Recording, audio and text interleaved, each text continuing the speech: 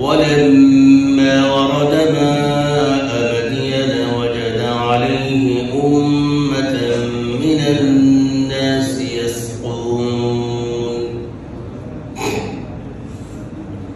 ووجد من دونهم امرأتين تذودان قال ما خطبكما قالتا لا نسقي حتى يصدر الرعاء وأبونا شيخ كبير فسقى لهما ثم تولى إلى الظل فقال رب إني لما أنزلت إلي من خير فقير. صدق الله مولانا العظيم وصدق رسوله النبي الكريم ونحن على ذلك لمن الشاهدين والشاكرين والذاكرين والحمد لله رب العالمين. اللهم صل على محمد وعلى آل محمد كما صليت على إبراهيم وعلى آل إبراهيم إنك حميد مجيد. اللهم بارك على محمد وعلى آل محمد وعلى آل إبراهيم إنك حميد مجيد. الحمد لله. তিলাওয়াত করলাম কালামে পাকের সূরাতুল কসাসের 23 নং এবং 24 নং আয়াত। আল্লাহ পাক আমাদেরকে এই তিলাওয়াতের সওয়াব সকলকে দান করেন, আমিন। এবং এই সংক্ষিপ্ত আলোচনা মনে রাখার বুঝার তৌফিক দান করেন, আমিন। আমি যে তিলাওয়াত করলাম এখানে একটা দোয়া আছে। দোয়া, আপনারা তো অনেক দোয়া জানেন। এই দোয়াটা কি কখনো করছেন? রব্বি ইন্নী লিমা আনজালতা ইলাইয়া মিন খায়রিন ফাকির। এই দোয়াটা কি কখনো পড়েছেন?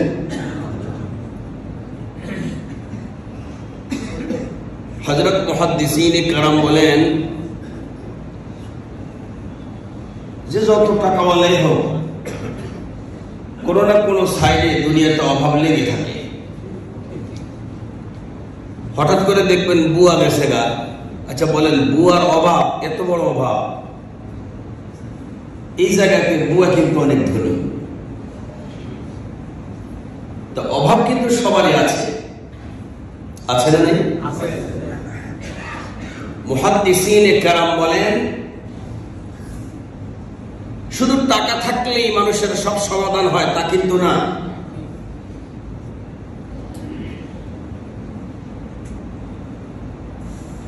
টাকা থাকা সত্ত্বেও মানুষ অনেক সময় না খেয়ে মারা যায়। টাকা আছে, পণ্য নেই, কোথাও নেই, কোথাও নেই। টাকা আছে, ঔষধ পাওয়া যাচ্ছে না। টাকা আছে, চিকিৎসা নেই। তাহলে অভাব আছে না নেই? আল্লাহ তাআলা দুনিয়ার মানুষকে হযরত মূসা আলাইহিস সালাতু ওয়াস সালামের এই দোয়াটা দুনিয়ার যে কোনো অভাব পূরণ করার জন্য কবুল করলেন। যে কোনো অভাবে আপনি এই দোয়াটা করবেন, আল্লাহ পাক অভাব দূর করবেন। এজন্য আমরা এটাকে মুখস্থ করতে হলে 20 নং পারায় 7 নং পৃষ্ঠায় ঢুকলে আমরা এই আয়াতটা পাবো। এটা কিন্তু মাঝখানে, আয়াতের শুরু না, আয়াতের মাঝখানে আমাদের এই দোয়াটা আছে। আমরা প্রত্যেক দিনে একবার চেয়ে পড়লে এই কয়েকদিন পরে দেখবেন এটা মুখস্থ হয়ে গেছে। এখন আমরা আলোচনা করবো এই জামনগরের নাম্বারে বিপদ ফেলায়। আয়াত নম্বর হলো 24, সূরাতুল কসাস। আয়াত কত? এটা নোট রাখবেন, আমরা যারা হাফেজ আমরা কিন্তু আয়াত নম্বরে হাফেজ না। আমরা হইলাম পৃষ্ঠা নাম্বারে হাফেজ, আমরা জানি না কোরআনের কোন আয়াতটা কয়টা আয়াত আমরা জানি না। ওই যে কোন অনেকে যে কয় ওনারা ওই চায়া যায় কয়, এর আগে আয়াত নম্বরটা চায়া চায়া চায়া চায়া, আমরা আয়াত পড়ে দিতে জানি কিন্তু আয়াতের নাম্বার জানি না। তারপরে বললাম আর কি আমি যেটা চাইছি, কারণ আমি জানতাম কেউ না কেউ জিজ্ঞেস করবো, চাইছি। তো যাই হোক, এখন তো জানলাম যে আমি এই আয়াতের ভেতরে আমার একটা দোয়া আছে। হযরত মূসা তো আল্লাহর নবী, তখনকার সময় সব মানুষ জানতো যে তিনি রাজার একমাত্র ছিলেন, আর ওই রাজা তো ছিল কঠিন রাজা, কি নাম? তার রাজত্ব বড় কঠিন ছিল, কিন্তু ওই রাজা তার ছেলের নিয়ে ঘরে যে কত অশান্তিতে ছিল। মা বলতো ছেলের টাকা দাও, বিয়ে করায় দাও, এটা দাও ওইটা দাও, কিচ্ছু দিব না, না না না না এটা দেবো দিব না, এটা আমার কোনো কথাই শুনে না, এটা আমার কোনো কথাই শুনে না। আজকে এনে মারামারি করে, কালকে ওইখানে মারামারি করে, পরশু দিন অমুক জায়গায় অমুক একটা থাপ্পড় দেয়, এই আর কি। আর বেচারার নামও আল্লাহ রাখছে ফেরাউন। তো ফেরাউন হযরত মূসা আলাইহিস সালামের যে নাম, মূসা অর্থ ব্লেড, মূসা অর্থ কি? ব্লেড। আপনারা যারা মোটামুটি ভাবে 40-50 বছর আগে নরইন ছিলেন, নরইন তখন ব্লেড ছিল না, অনেকটা এর মতো, এই কি যেন খন্তার মতো, এক সাইড একটু আগা লম্বা, এক সাইড একটু তেরা। তো এই নরইন দিয়া মানুষ, হ্যাঁ ভাই, এই নরইন দিয়া মানুষ নখ কাটতো। এই নরইনটাকে আরবিতে বলে মূসা। এখন হযরত মূসা আলাইহিস সালামের তো বদনাম, ফেরাউনের কাছে পুরো বদনাম, আসিয়ার কাছে পুরো শোনা। এমনটা হয় না? একটা ছেলের ব্যাপারে মা একেবারে পুরা সাপোর্টার, বাবা তার নামই হতে পারে না। তো মায়ের প্রস্তাব দিছে, ছেলের তো অনেক বয়স হয়ে গেছে, বিয়ে করায় না, বিয়া, অথচ কোনো কিছুর অভাব নাই, কিন্তু বিয়ে করাবে না। তৈরি মাঝে আপনার কি মনে করতেছেন যে লম্পটের মতো মারামারি করে? বরঞ্চ লম্পটদেরকে রাস্তায় সাইজ করতো মূসা। একদিন রাস্তায় দেখতেছে দুজনে মারামারি করতেছে, একজন হলো বনি ইসরাইল আর একজন কিপ্ত।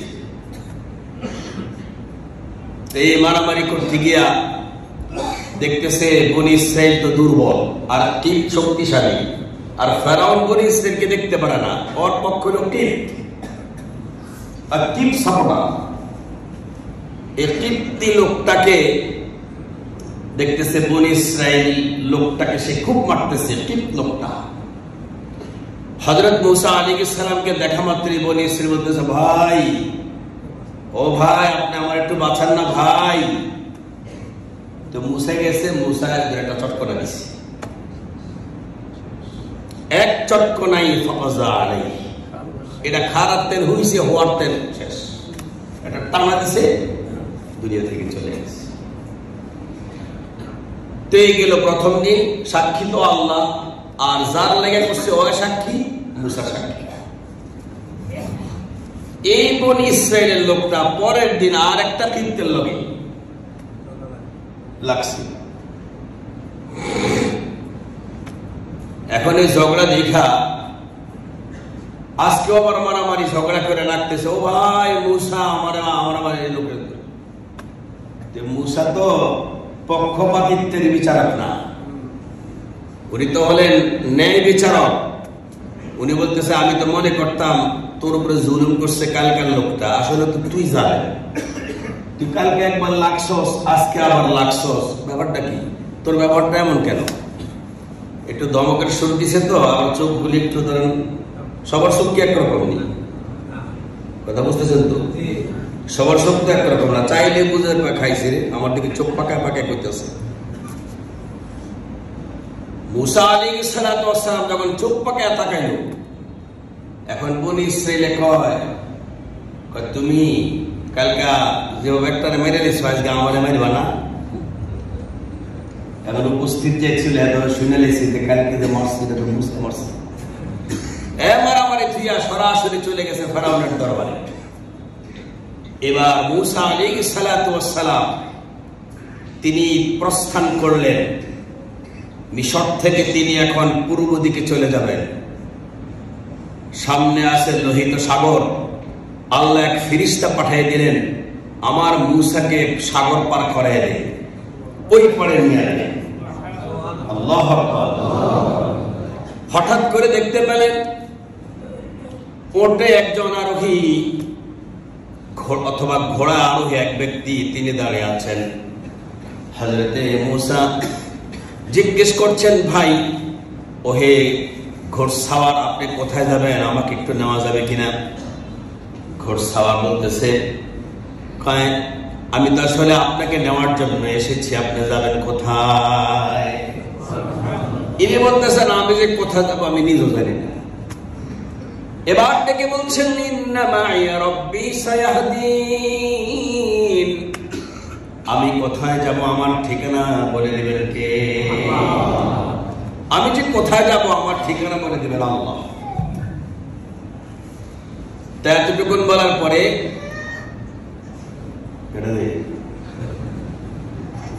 এখন ঘোড়াওয়ালা বলতেছে যে ঠিক আছে চলুন, আমি আপনাকে জায়গা মতো পৌঁছে দিই। এখন ঘোড়াতে উঠাইয়া মুসা আলাইহিস সালাতু ওয়াস সালামকে বলেন, আপনি চোখটা বন্ধ করেন। চোখ বন্ধ করছে, চোখ খুলেন। চোখ খুলছে, এখন দেখতেছে লোহিত সাগরের খুব পাশে। সুবহানাল্লাহ বলবেন না? এমন একটা সীমানায় দাঁড় করায়, আজকে যে সীমানায় ওই ফিলিস্তিনিরা চিৎকার করে করে দুনিয়া থেকে তারা বিদায় নিচ্ছে, এমন একটা সীমানায় হযরতে মুসা আলাইহিস সালাতু ওয়াস সালামকে ঘোড়াওয়ালা নামায় দেন। নামায় দিয়া দোয়া করতেছে।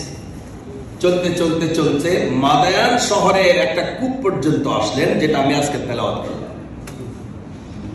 ওয়ালাম্মা ওয়ারাদা মা'a মাদিয়ানা ওয়াজাদা আলাইহি উম্মাতান মিনান নাসি ইয়াসকুন। আল্লাহ তাআলা ডেকে বলেন যে আমার মুসা মাদায়ানের ওই কূপ পর্যন্ত পৌঁছলো। আয়সা সে এখানে দেখলো একদল মানুষ। উম্মত শব্দের অর্থ সব জায়গায় নবীর উম্মত নয়। উম্মত শব্দের অর্থ শাব্দিক অর্থ হল দল। একদল মানুষ, তারা তাদের জন্তুকে পানি পান করাচ্ছে। উম্মাতাম মিনান নাস ইয়াসকুন। এখন পানি যে পান করায়, দেখবেন অনেক সময় বাসের লাইনে বাস কম থাকলে টিকিট কাউন্টার হলে অনেক দূরে চলে যায়। কিছু মা বোন আছে, ওনারা অত্যন্ত লাজুক, এই কারণে লাইনে দাঁড়ায়। তো দূরে দাঁড়ায় কাউকে কেউ একটু সাহায্য করুক, এমন একটা পজিশনে কিন্তু এদিক সেদিক তাকাতে থাকে। হযরত মুসা আলাইহিস সালাম কূপের পাড়ে একটা গাছের নিচে তিনি বসে আছেন। কোথায় যাবেন, যাওয়ার কোনো জায়গা নাই। হঠাৎ করে তাকায় দেখতেছে দুজন মেয়ে মানুষ, তারা তাদের জন্তুগুলো বকরিগুলো নিয়ে দাঁড়ায় আছে। তৃষ্ণার্ত হয়ে বকরিগুলো বারবার পানির দিকে ছুটে যেতে চায়, আর মেয়েগুলো ওগুলোকে আগলি আগলি টেনে টেনে রাখে যেন সামনের দিকে যেতে না পারে। কারণ বকরি চলে গেলে পুরুষের গায়ের সঙ্গে মেয়েদের গায়ের বসা লাগবে। হযরত মুসা বুঝছে যে মেয়েরা এগুলো বেহায়া মেয়ে না, এই মেয়েগুলো লাজুক।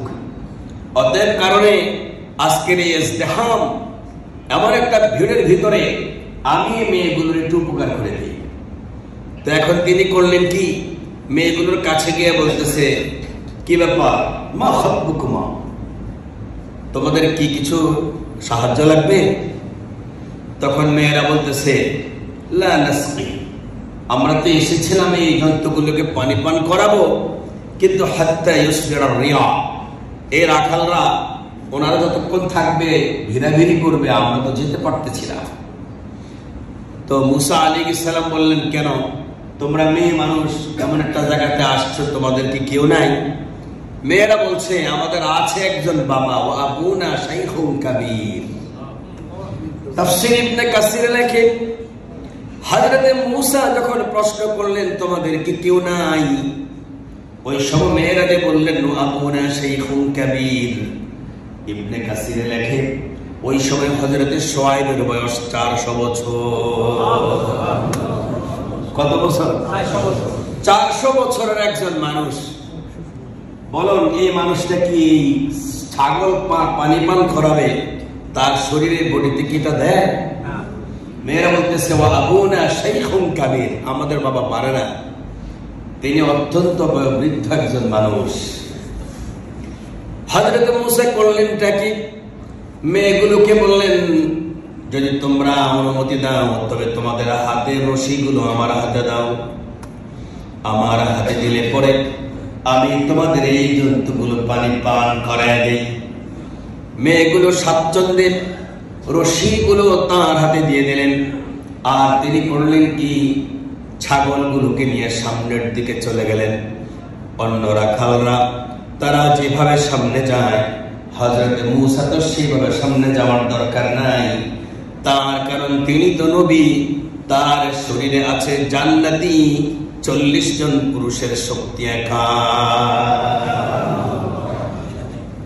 অন্যরা যখন দেখলো যে মূসা, ওরে বাবা কঠিন এক বেড়া, এখন ওই কূপটা আবার পানি পার করার জন্য সবটুকুন ঢাকনা খোলা, তো সবটুকুন ঢাকনা খোলার জন্য লোক লাগে 10 জন।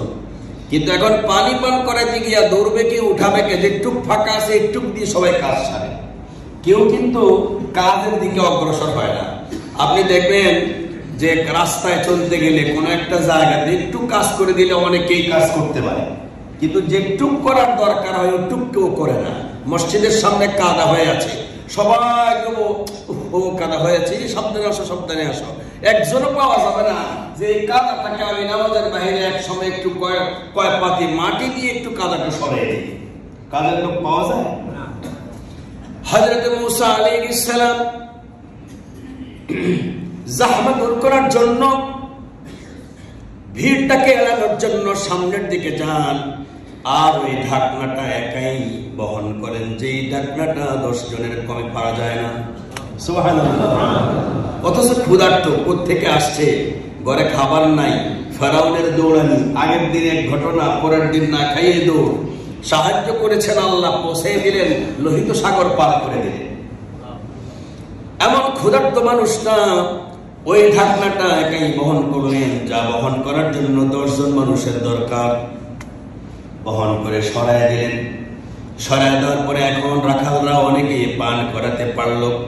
আর তিনি করলেন কি? নিজেই পান করায় দিলেন। পান করায় দিয়ে ওই মেয়েগুলোকে ডেকে বললেন যাও তোমাদের জন্তুগুলো নিয়ে তোমরা বাড়িতে চলে যাও। তো মেয়েগুলো চলে গেছে। হযরত মূসা করলেনটা কি? আল্লাহ তাআলা জানায় দেন পয়গম্বর, আমার মূসা মেয়েগুলোকে বিদায় করে দেওয়ার পরে সে করলো কি? সুম্মা তাওয়াল্লা ইলাল, যে গাছের নিচে প্রথম বসা ছিল ওই গাছের নিচে আবারও তিনি ওই ছায়া তলে গিয়া বসলেন। এখন এখানে যে বসছে, ডান পকেটেও টাকা নাই, বাম পকেটেও টাকা নাই, পেটেও খাবার নাই, আবার এইদিকে কোথায় যাবে, যাওয়ারও কোনো জায়গা নাই, কোনো আত্মীয় স্বজনও নাই, পরিচিত কেউ নেই। অপরিচিত কোনো মানুষ মহল্লায় ঢুকলে কেউ কি জিগায় যে ভাই আপনি খাওয়া দাওয়া করছেন? সবাই কাছে কেনা কি করতে গেছে, সবসময় কেউ তো খাওয়াবে না। এমন এক সময়, এমন এক মুহূর্তে এত দূরে তিনি থাইকা অন্য কারো কাছে হাত পাতলেন না। হাত পাতলেন কার কাছে? যে দোয়াটা পড়লেন, দোয়াটা হলো এই, রব্বি ইন্নী লিমা আনজালতা ইলাইয়া মিন খায়রিন ফাকির। হে আমার রব, কত আস্থা দেখেন, আপনি এই মুহূর্তে আমার কাছে যে পাঠাবেন আমি এই গাড়ি লিখব। সুবহানাল্লাহ বলেন। আপনি এই মুহূর্তে আমার কাছে কি পাঠাবেন ওটা আমার দরকার। টাকা পাঠাবেন, আমার টাকারই দরকার। খাবার পাঠাবেন, আমার খাবারেরই দরকার। শুকনো খাবার পাঠাবেন, এটারই আমার দরকার। ভিজা খাবারে পাঠাবেন, এটাই আমার দরকার। দুটো হাত তুলে বারবার আল্লাহ তাআলাকে ডেকে ডেকে বললেন, রব্বি ইন্নী লিমা আনজালতা ইলাই মিন খায়রিন ফাকির। দোয়া করতে করতে আল্লাহ তাআলা দোয়াটা কবুল করছেন এমন ভাবে, সুবহানাল্লাহ। আল্লাহ পাক দোয়া কবুল করলেন। আর এই দোয়াটা কবুল করায়া যে দুটো মেয়ের কাছে তিনি জন্তুগুলো পানি পান করায়া দিলেন, এই দুটো মেয়ে বাবার কাছে গিয়ে যুবকটার প্রশংসা করা শুরু করে দিল। বাবা প্রশ্ন করলো, কি ব্যাপার মা, তোমরা তো প্রত্যেক দিনই যাইতা, যেই টাইমে যাইতা, আজকে তো সেই টাইমেই গেলা, কিন্তু ফিরতা যতক্ষণ পরে, আজকে এত আগে ফিরলা যে? মেয়েরা ডেকে বললেন, বাবা আমরা আজকে এত তাড়াতাড়ি ফেরার একমাত্র কারণ হলো দুই যোগ্যতাওয়ালা একজন পুরুষের সঙ্গে আমাদের সাক্ষাৎ। এই দুই যোগ্যতাওয়ালা মানুষটা থাকার কারণে আমাদের জন্তুগুলোকে তিনি আগে পানি পান করাইয়া দিলেন। কয় যোগ্যতা? একটা হলো কবি, শক্তিশালী, ওই যে ডাক্তার তুলতে কজন লাগে, উঠেছে কজন? একা। আর দুই নম্বরে ওই যুবকটা হলো আমিন। ওই যুবকটা খেয়ানত করে না, আল্লাহর সঙ্গেও খেয়ানত করে না, বান্দার সঙ্গেও খেয়ানত করে না। সুবহানাল্লাহ। বাবার কাছে যখন মেয়ে এতটুকুন বলল, বাবা বুঝে নিছে আমার মেয়ের এই যুবকের পছন্দ হয়েছে। সুবহানাল্লাহ। আজকের আমাদের এই আয়াতের আলোচ্য বিষয় হলো, কোন মেয়ে যদি কোন ছেলেরে পছন্দ করে, বাবা মা যদি ভালো মনে করে, তাহলে ছেলের মেয়ের মতামতে ছেলের কাছে মেয়েকে বিবাহ দেওয়া এটা শুধু সুন্নত নয়, বরং আল্লাহ পাকের চয়েস। দেখেন আল্লাহ তাআলা মেয়ের এই চয়েসটাকে কোরআনে পাঠিয়েছে। আল্লাহ এই চয়েসটাকে পাঠায়া বিশ্ববাসীকে জানিয়ে দিলেন, তোমরা যারা আছো অভিভাবক, তোমাদের মেয়ে যদি কোনো ছেলেকে পছন্দ করে, তাহলে তার পছন্দকে অগ্রাধিকার দিয়ে তোমরা বিবাহটা করে দাও। এত তাড়াতাড়ি সুবহানাল্লাহ বলবেন না, কারণ কথা আরেকটু বাকি আছে সামনে। কারণ বর্তমানে আমাদের দেশে যা পছন্দ করে, কি ঠিক না? মেয়ে পছন্দ করে টিকটকার হলা। আচ্ছা কোন দেখি এটা কি আমাদের হ্যাঁ বাবা, কেমন মেয়ে পছন্দ করে? যা তার ছেলে হলে চলবো না, যে ছেলে আমার নিয়ে রাত্রে 1টা বাজে ব্রিজ উপরে টিকটক করবো। তো ফলে মাঝে মাঝে হয় কি, আমার মধ্যে কিছু হুজুরও টিকটকার হয়ে যায়, দূর মোল্লা থেকে লাভ নেই, ওর চয়েস চলে গেছে টিকটকার দিকে, আমরা মোল্লা করুন না। এই কদিন আগের ঘটনা, মসজিদ ইমামতি করছে, ওয়াজ করছে, সব করছে, এখন না না আমার আর বক্তা টক্তাগিরি ভালো লাগে না, আমি এখন টিকটকার হবো। হেদায়েত কার হাতে? এজন্য মনে রাখবেন, সবসময় আল্লাহ পাকের কাছে দোয়া করবেন। একজন মানুষকে শুধুই মাত্র দিনদার দেখেই তাকে ফাইনাল দেওয়া যাবে না যে এই লোক জান্নাতি, বলা যায় না তার আকিবাতকে চেশুত, তার আখিরাত নামটা কি হবে, পরিতৃষ্টটা কি হবে, এটা বলা যায় না। এবার হযরত শুআয়ব আলাইহিস সালাম তো বুঝেন না, বড় মানুষ, 400 বছরের বেশি যার বয়স। তিনি জিজ্ঞেস করলেন, মা কেমনে বুঝলে যে তিনি একজন শক্তিশালী আর একজন আমানতদার? বাবা জানো, 10 জন মানুষ যে ঢাকনাটা উঠাতে লাগে, তিনি একাই আজকে দেখলাম 2 পাশে ধরে এটাকে বহন করে সরে যাচ্ছে। এতে বোঝা গেল তিনি অত্যন্ত শক্তিশালী এক সুদর্শন পুরুষ।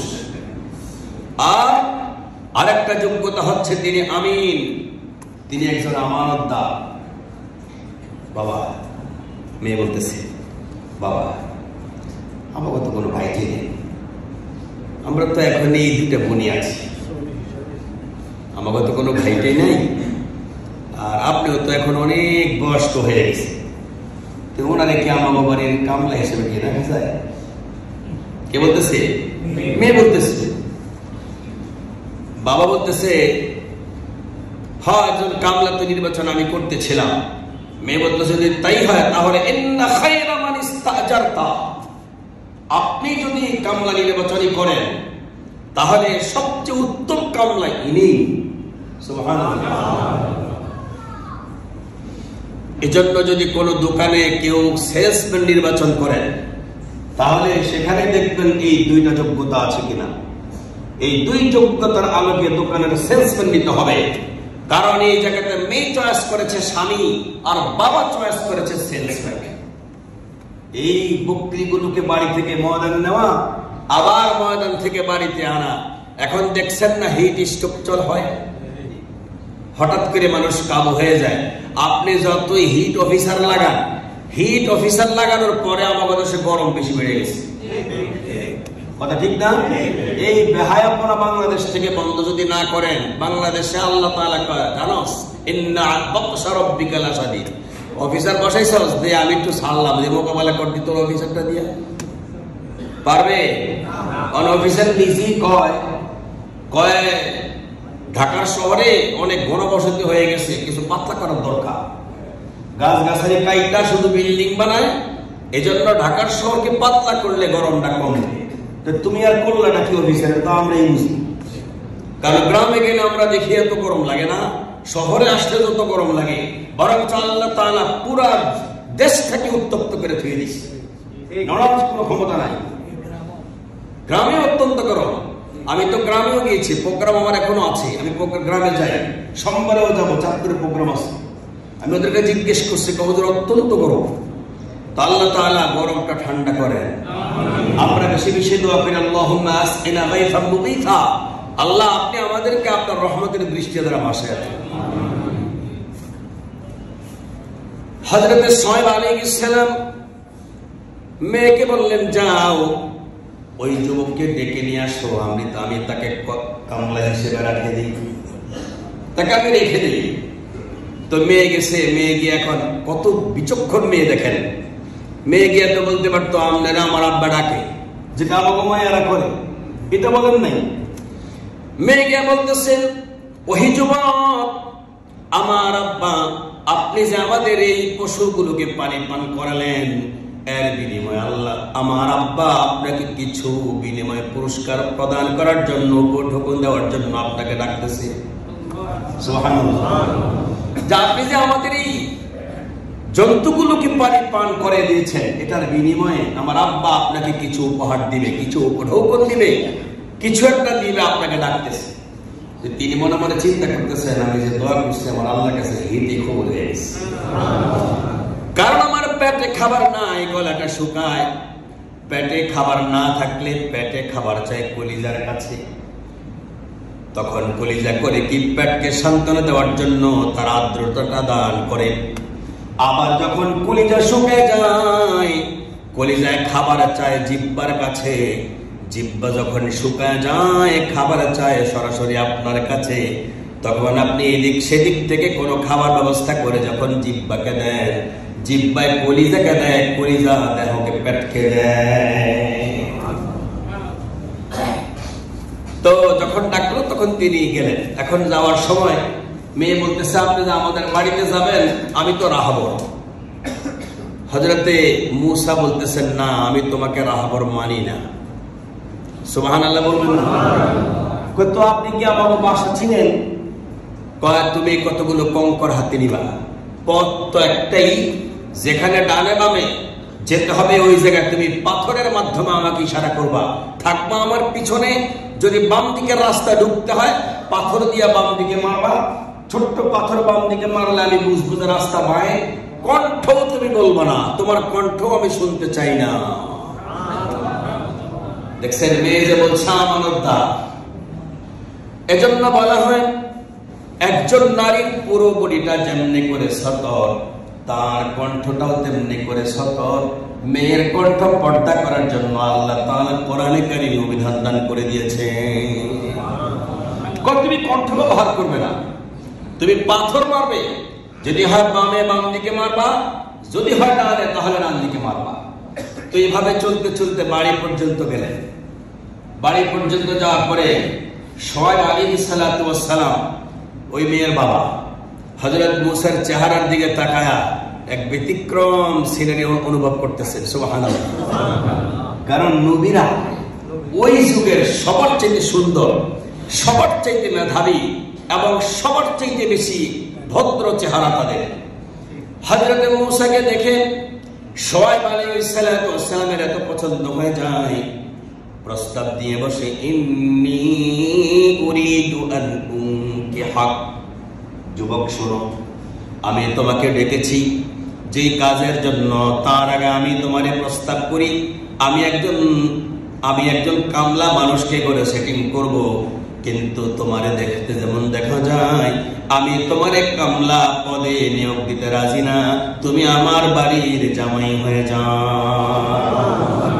আমার মেয়েটাকে তুমি বিয়ে করো, আমার কোনো ছেলে নাই, আমার এই মেয়েটাকে বিবাহ করলে আমার এই জায়গাতে অনেক বকরিগুলো আছে, এই বকরিগুলো তুমি এগুলো লালন পালন করবে, লালন পালন করলে 8 বছর তুমি এই কাজগুলো করলে আমার মেয়ের মোহর আমি তোমার জন্য এতটুকু ধার্য করে দিলাম, এর বিনিময়ে তুমি আমার ঘরে 8 বছর কাজ করে দিবে, দিলে পরে তোমাকে আর ভিন্ন করে মোহর দেওয়ার দরকার হবে না।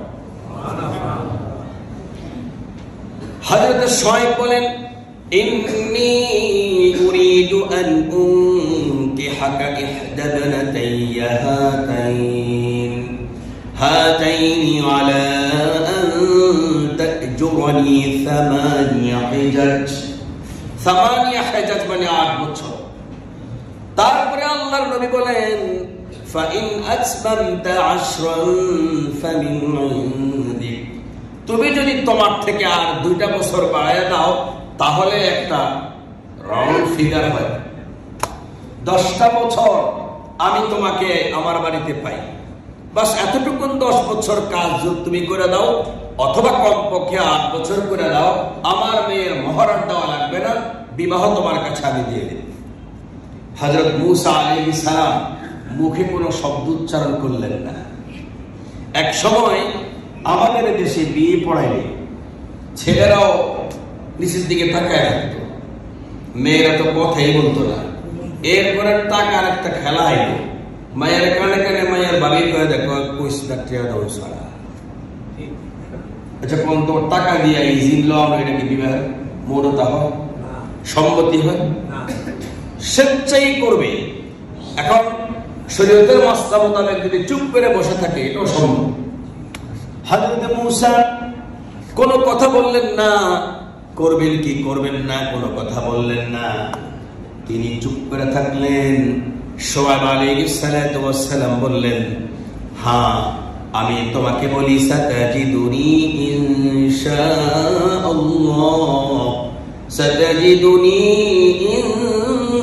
ইনশাআল্লাহু মিনাস সালিহিন, তুমি যদি আমার বাড়িতে 8 বছর থাকো আর 10 বছর থাকো, আমি তোমাকে একটা গ্যারান্টি দেব, আমার সোহবত তোমার অপছন্দ হবে না।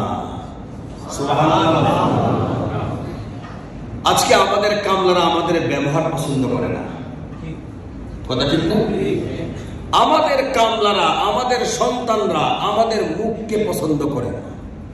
আমরা সবখানে ভদ্র হলেও আমরা ঘরে এত অভদ্র, আমাদের এই অভদ্রতার কারণে আমাদের ঘরে আমাদের কোনো সুখই থাকে না। হযরত শুআয়ব বলেন, তুমি তো 8 বছর থাকবা অথবা 10 বছর থাকবা, কোনদিন আমার কাছ থেকে তুমি এমন একটা ব্যবহার পাবে না যেই ব্যবহারে আমি কাহার প্রতি ভাষাগত জুলুম করি, অথবা হাত দ্বারা কোনো জুলুম করি, অথবা আমার মিজাজ দ্বারা জুলুম করি, অথবা কাউকে আমি বিপদে ফেলে রাখি, এমন কোন অসঙ্গতিপূর্ণ কাজ আমার থেকে পাবে না। সুবহানাল্লাহ। এজন্য তো বলি যে নবীরা সব যুগের নবী যারা হবেন তারা হবেন ওই যুগের সবচেয়ে ভালো মানুষের শ্রেষ্ঠ। তো এতটুকু কথা বলার পরে হযরত মূসা আলাইহিস সালাতু ওয়াস সালাম বলেন যে ঠিক আছে, আপনি যা বললেন কদাইত, আইয়ামাল আজালাইন কদাইত ফালা উদওয়ান আলাই, 8 অথবা 10 আমি যেটাই নেই আপনি তো আমার এটাতে মেনে তো নেবেন। সোহেব বলতেছে না মেনে নেব, কত ঠিক আছে আমি কাজ করতে থাকি। আলহামদুলিল্লাহ। তো এখন কাজ করতেছেন, তাহলে বিবাহ হয়ে গেল, মহর চুক্তিবদ্ধ হয়ে গেল। আমাদের আলোচনা ছিল গত শুক্রবারে যে আমরা শাওয়াল মাসটা বিবাহের আলোচনা করব। তো আজকে আমি আপনাদেরকে কি বুঝালাম যে একজন নবী বিবাহ করলেন, কয়টা মাসআলা শিখলাম যে একজন মেয়ের পছন্দে কিন্তু বিবাহটা হলো, আর মেয়ে যে পছন্দ করলো কোন সাইডটা পছন্দ করলো, মেয়ে জায়গাতে বলেছেন যে ইনি একজন স্বামী আমার, মানে সে যদি আমার স্বামী হয় তিনি হবেন কবি, তিনি হবেন আমি। একজন স্বামীকে শক্তিও থাকতে হবে, আমারও ধৈর্য থাকতে হবে। কথা ঠিক কিনা বলেন?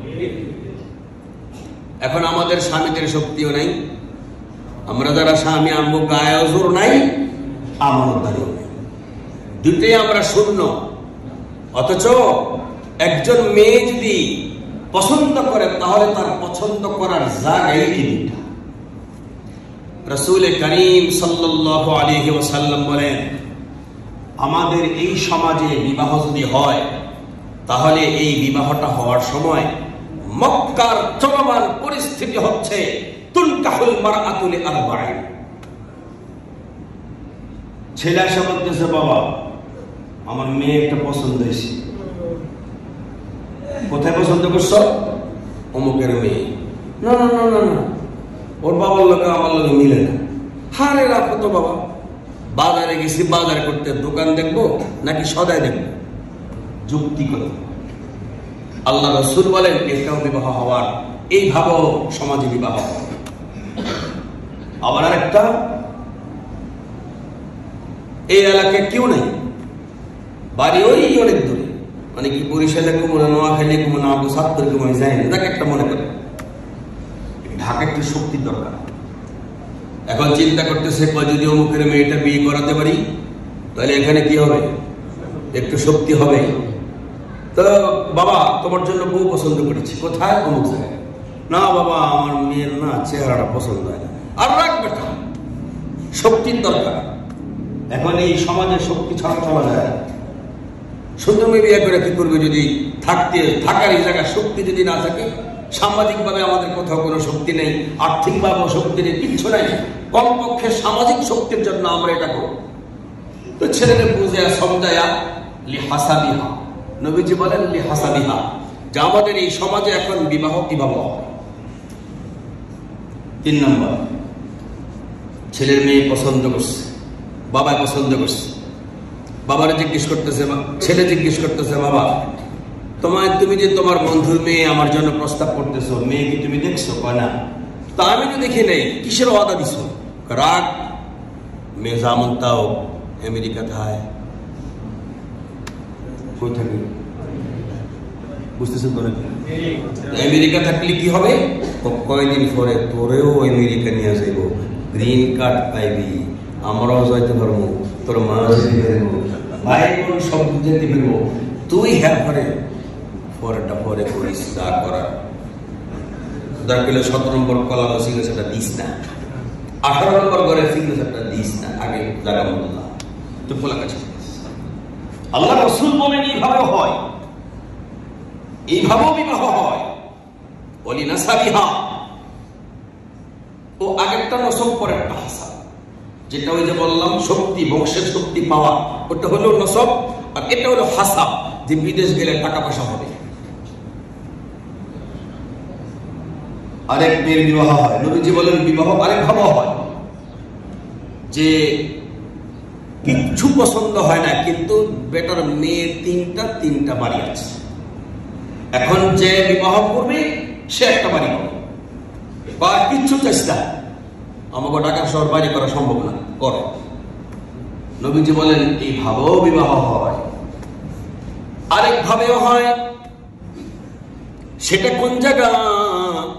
ইমামে আযম আবু হানিফা রাহমাতুল্লাহি আলাইহি, তার ছাত্র সংখ্যা অনেক ছিল, এর মাঝে গুরুত্বপূর্ণ মুহাদ্দিস এবং ফতোয়াতে যোগ্য ছিল 50 জন। আবার এদের মাঝে গ্র্যান্ড মুফতি ছিলেন 5 জন। ওই 5 জনের একজনের নাম হলো হযরত আব্দুল্লাহ ইবনে মুবারক। আব্দুল্লাহ ইবনে আব্দুল্লাহ ইবনে মুবারকের বাবা ছিল দারওয়ান। কি ছিল? নাকি আপনারা আর কইবেন না, ছেড়ে দেওয়ার লেগে আর কইস না, কইতে থাকতো দেখবি এমনি বসে থাক, আর আজকে থাক। কি ছিল? দারোয়ান ছিল। কিসের দারোয়ান? ফল বাগানের। এই যে আনার, আঙ্গুর জাতীয় অনেক ফল।